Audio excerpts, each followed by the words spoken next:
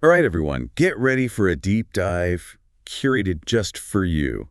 We're tackling those dense philosophical texts, especially those primary sources you know. The ones that can make your head spin a little. Exactly. Maybe you're prepping for a class or just braving those big ideas on your own. Either way, we've got you covered. Oh yeah, we've got a whole stack of resources here, academic guides, websites, even some lectures. A real mixed bag. Should give us a nice, well-rounded view, don't you think? Definitely. And it's not just about what you're reading, but how you approach it. We're going to build a toolkit for tackling these complex ideas head on. Love that. A philosophical toolkit. Now, OpenStax points out this unique challenge with philosophy right off the bat. The dialectic. Ah, yes, the dialectic. It's like this mental sparring match argument, counter-argument back and forth. Can be a bit dizzying at first. For sure, like learning a new dance. You got it. You need to understand the steps before you can really move with the music. OpenStax suggests starting with the right environment. Okay, I'm liking this already. Comfy chair, good lighting, phone, banished to another dimension. Oh, and hydration is key too. All right, comfy chair check, water bottle check. Ready to focus. What's next? Jeffrey Kaplan, in his video, he really stresses understanding over just memorizing.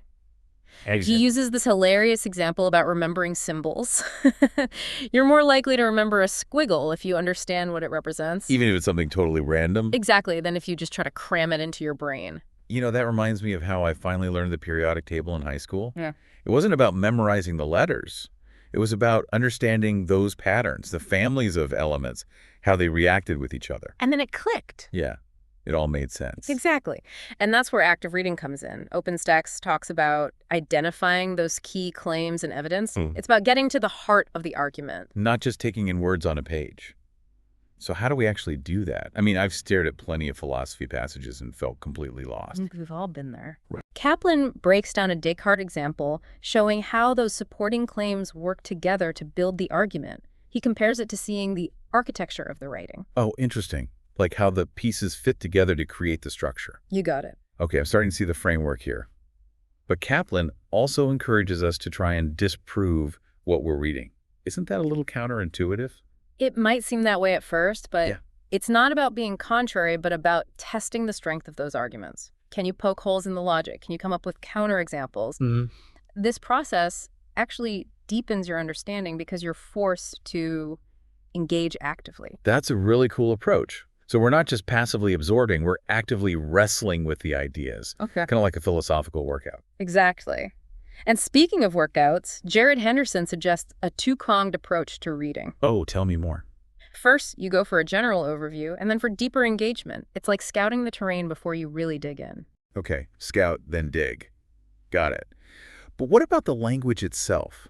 Sometimes those abstract philosophical terms are a real barrier. They seem to float in midair. Right, it can be tough. How do we handle that? Kaplan has a great trick for this. He says to replace those abstract terms with concrete examples. He actually uses rocks and hands instead of something, an impulse. I love that. Suddenly those dense passages can click into place. It's like, aha, that's what they meant. But there's more to it than just understanding the words, right? Absolutely. The Philosophy Study Guide reminds us about the importance of context. Who wrote this? When? For what audience? Right.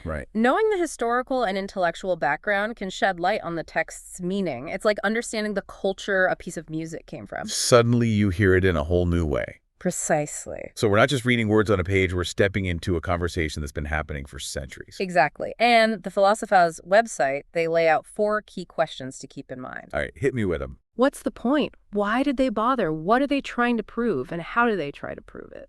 Those are great questions. It's like having a checklist for active engagement.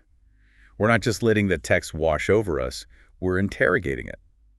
This connects back to Kaplan's disproving technique and the Philosophy Study Guide, emphasis on finding those supporting arguments and that central thesis. It's all about developing that critical thinking muscle. Love it. And here's where things get a little controversial. Christopher Annandale is a huge advocate for writing in your books. He is. I know some people consider that sacrilege, but I'm with you on this one. If the goal is to learn, those margins are prime real estate for questions, connections, even arguments. Exactly. Make those pages your own. Now, are you ready to roll up our sleeves and tackle some real-world examples? Let's see how these strategies play out with some heavy hitters. Let's do it. I'm ready when you are. Let's start with Descartes. his famous cogito ergo sum. I think, therefore I am. It's a cornerstone of Western philosophy. Okay, I've heard that phrase before, but to be honest, it's always felt a bit cryptic. What's the deeper meaning? Well, Descartes was on this quest for absolute certainty. He used what's called radical doubt, questioning everything he thought he knew. Whoa. Imagine stripping away all your assumptions, everything you've been told, everything you think you know. What would be left? Wow. That's intense. So it's like saying, what if everything I believe is wrong? What's the one unshakable truth? Exactly. And for Descartes, that unshakable truth was the act of doubting itself. Because even if you doubt everything else, the very act of doubting proves that you, the doubter, must exist. I think, therefore I am. Okay, that makes so much more sense now. It's not just a clever phrase, it's the foundation of his entire philosophical system. So from that starting point of, I think, he builds up his understanding of the world. Precisely. And his method of radical doubt is something we can all apply even when we're not trying to prove our own existence. It's about questioning assumptions, looking for evidence, and being willing to change our minds when presented with new information. That's a great takeaway. Okay, so we've tackled Descartes. What other philosophical giants are we going to grapple with? Let's journey to ancient Greece and grapple with Plato, his theory of forms from the Phaedo. It's another mind-bender, but once you grasp it, it can change the way you see the world. I've always struggled with the theory of forms. It feels so abstract. But I'm ready to give it another shot. Lay it on me. All right. Imagine you see a beautiful painting, a breathtaking sunset, a kind act. They're all different, but they all share something in common. Plato would argue that beauty itself exists as a perfect, unchanging form in a realm beyond our senses. The things we see in the world are just imperfect reflections of that form. Okay, so it's like there's this perfect blueprint of beauty, and everything beautiful we experience is just a copy trying to live up to that ideal. That's a great analogy, and it applies to all sorts of concepts: justice, truth, even things like a table or a horse. There's a perfect, unchanging form of tableness, and all the tables we see are just striving to embody that ideal. Whoa, okay, I'm starting to see how this could change your whole perspective. Yeah. If there's this perfect realm of forms, what does that mean for us here in the messy, imperfect world? That's where things get really interesting. Plato connects this to the idea of the soul. He argues that our souls are immortal and come from that realm of forms. We're born with an innate knowledge of these perfect concepts, but we forget them when we enter the physical world. So it's like we're all carrying around this hidden wisdom, these memories of perfect beauty and truth, just waiting to be unlocked. That's the idea. And for Plato, the goal of philosophy is to rediscover that innate knowledge, to remember those forms through reason and contemplation. That's beautiful, but also a bit daunting. How do we even begin to access that hidden knowledge? I mean, I've never felt like I'm carrying around memories of a perfect realm. Plato believed that through philosophical dialogue, through questioning and challenging our assumptions, we can start to peel away the layers of our earthly experience and get closer to those pure forms. It's like sharpening a knife. The more you hone your reasoning skills, the clearer those concepts become. So it's not about passively absorbing information. It's about actively engaging in a mental workout. Exactly. And it's a workout that never really ends. The more you learn, the more you realize how much more there is to discover. Okay, so we've journeyed through radical doubt with Descartes and explored the realm of forms with Plato. These are big ideas. How do we make sure we're not just intellectually flexing, but actually applying these concepts to our lives? That's a crucial question. And it brings us to another important element of philosophy: ethics. It's not just about understanding the world, it's about understanding how to live in it. Okay, so we're moving from what is true to what is good. How do philosophers tackle that question? Well, there are many different ethical theories, but they all wrestle with the same fundamental issues. What are our moral obligations? What principles should guide our actions? What does it mean to live a good life? Those are tough questions. Oh. Are there any answers, or is it just an endless debate? There are no easy answers, but that's what makes it so fascinating. And remember, we're not just looking for the right answer. We're looking to understand the different perspectives and develop our own moral compass. So it's like building our own ethical toolkit, a set of principles that help us navigate those complex moral dilemmas. Precisely.